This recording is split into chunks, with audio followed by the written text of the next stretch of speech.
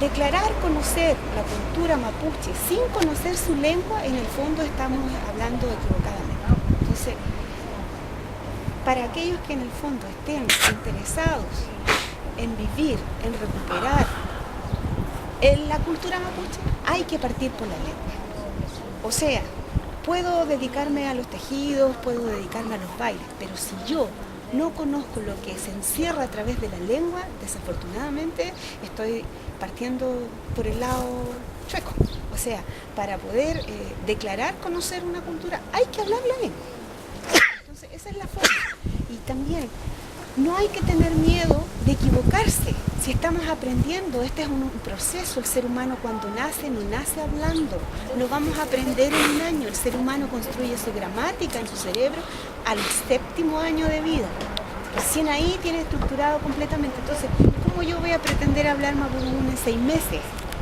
O en 2 años. No, es un proceso largo y todos los días se aprende. Y más, en el castellano todos los días usted va aprendiendo palabras nuevas, porque las lenguas están vivas, son elementos vivos. Entonces, desde ese punto de vista, este es un proceso que hemos iniciado y las familias mapuches que hablan la lengua, háblenla con sus hijos. Si usted no prestigia su lengua, nadie la va a prestigiar. O sea, no hay que tener miedo, hay que atreverse, hay que partir por ponerle nombres en mapudungún a nuestros niños. Ese es un primer paso. Nombre con el significado profundo, donde el niño cuando crezca pregunta, ¿por qué me llamo así?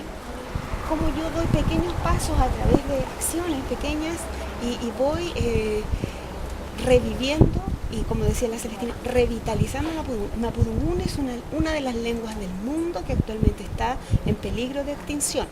O sea, hay una cantidad importante de hablantes de la lengua, pero no tenemos hablantes infantiles. Solamente el 3,7% de nuestra población infantil habla la lengua. Y mientras no haya cambio generacional, mientras no haya transmisión generacional, desafortunadamente nuestra lengua va camino a la extinción. Entonces, nuestra responsabilidad como mapuche, y además como no mapuche, solamente por vivir en este territorio, tener este patrimonio tan importante como una lengua distinta, única, es definitivamente una gran responsabilidad y no nos podemos hacer oídos sordos. ¿Qué tipo de curso, clases de se van a repetir?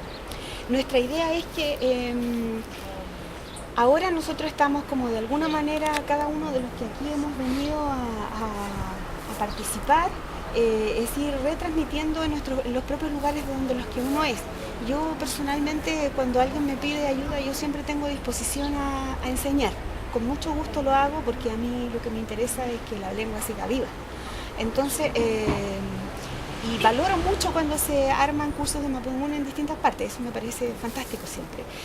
Nosotros, nuestra idea es que hemos llamado Sumultragún o internado lingüístico, sea este el primero de muchos que vengan y no que sea uno por año, sino que si un día se está haciendo uno aquí en Puerto Saavedra, este mismo día esté haciéndose uno allá en Lonquimay y el otro día esté haciéndose uno en Carahue, etc. Entonces, de a poco, lentamente y con responsabilidad principalmente, de aquí a un par de años ya nuestros niños jueguen en mapudungún en la calle.